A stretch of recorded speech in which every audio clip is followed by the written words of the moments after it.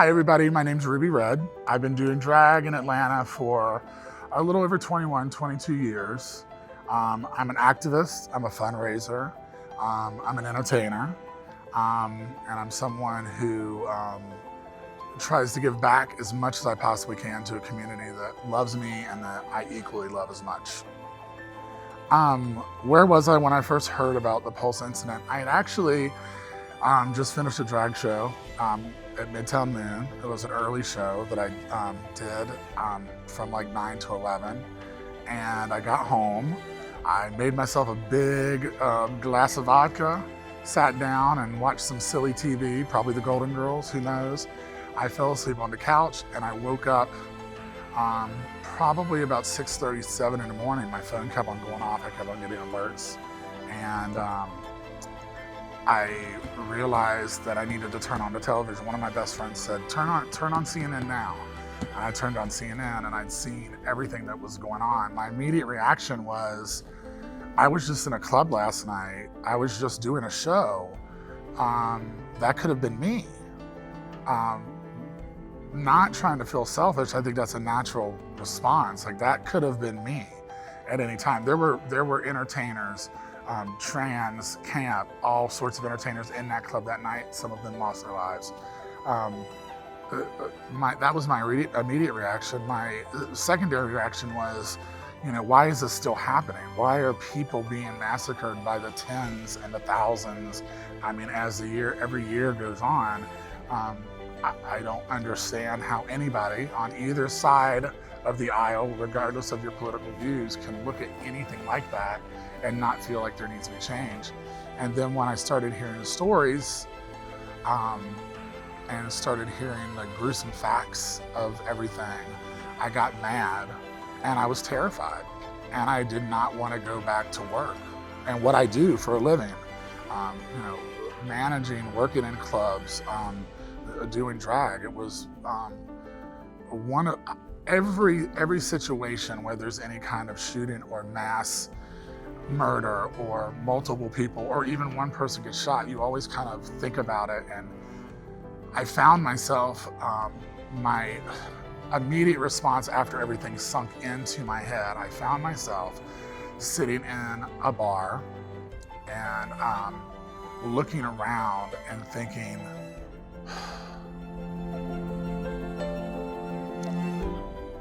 if something happens right now, where would I go? What's the quickest way out? Where is some place that, I knew I would get emotional. Where is some place that I could hide where this person may not think about it? Like the bathrooms, that's something they might think about, behind the bar. Like I was looking around and just kind of trying to picture, like, if I was there and that happened, what would I go through? And I had no answers. And I had no immediate feeling of safety. And I still think about it. I still, 5 years later, I still, we have security where I work and we have people that care about us and we have a strong community, but so did they. They had all those things too. It is a reality. The reality is that could have very well been me. I've never performed at Pulse, but I have performed in Orlando several times over the years. That could have been me. That could have been me, or one of my best friends, or one of my family members. I have a lot of connections with Orlando, so that is something that I think about all the time, not just on the anniversary of things. Those of you who know me know that I think about a lot of stuff a lot of the time. It's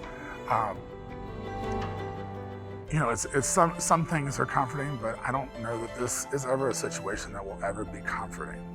They'll not comforting the situation, but ever get to a point where we're going to be comforted in some way.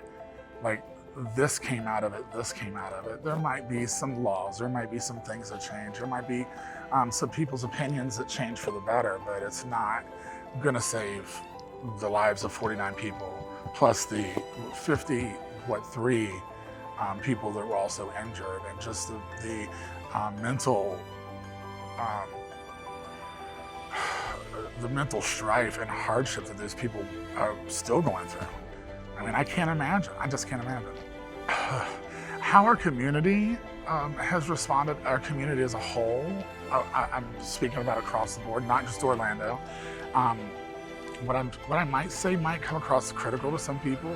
If it does, I don't mean to be critical, but I feel like out of media sensation, a lot of times something gets blown up and then it starts to slowly dwindle when it's not as prevalent on our mind. I do believe this is an incident that did help to kind of change things a little.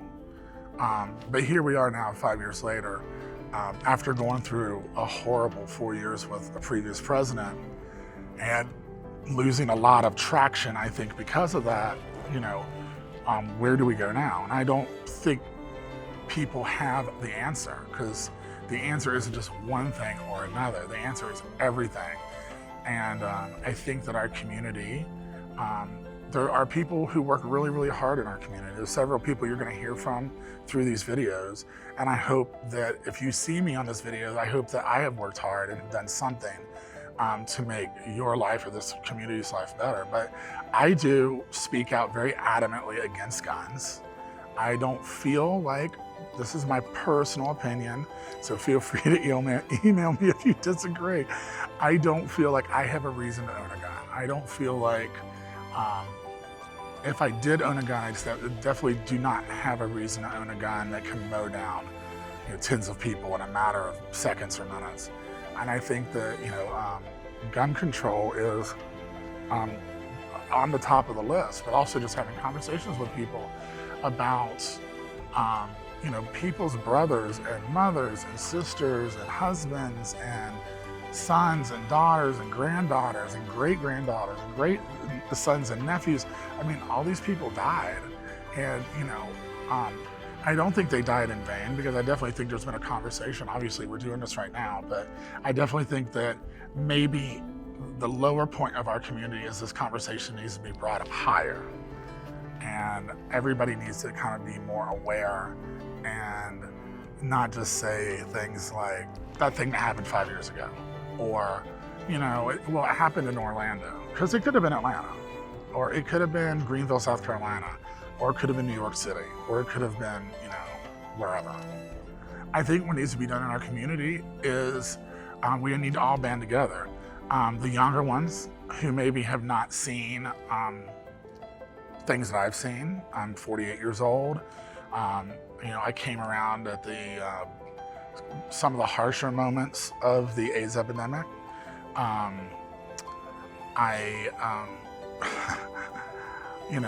I've been down at City Hall.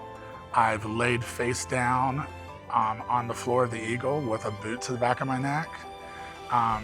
These are things that our younger generation, they don't know about and are maybe not educated.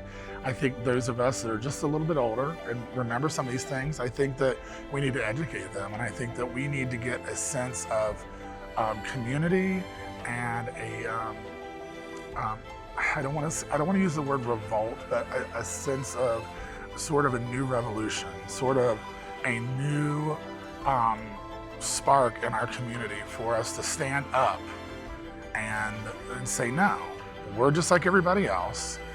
Remind and educate, remind the people who've forgotten, educate the younger ones, and move forward with a power. We have more people that are out of the closet and living open lives. We have more people that are HIV positive and open about it and living open lives. We have more trans, GLBTQ+. There's a reason why those letters are there. That represents a lot. That represents millions of people. If we all stand together and we rise up and we create our own revolution and educate the young, remind the old, anybody in between that we miss, get them on board. I think that we need another enormous march in Washington. I think we need to let people see, after the last administration and after everything that's going on, and 5 years later, after 49 people died, I feel like that if the least we could do would be do it for them. And all the other people have died since. People forget that the 49 died but we've lost so many trans brothers and sisters, and we've lost so many different people since then. And it's not right, and it's not something that we should tolerate. We need to, as a community, get up and start doing more about it. Don't let the differences, don't let the pettiness, don't let the small things in life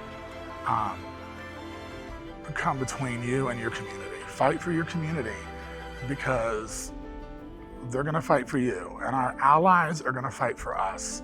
And with all of that, we will get there someday. We're not there yet, but we'll get there someday. And things will change. Things are changing. Things, to use the slogan, things are getting better and things will get better for us. I promise you things will get better. They will get better. We have to all band together with our allies, with all of our LGBTQ plus, all of us together. Things will get better. And I promise you that if we stick together, that things will get better, and they will.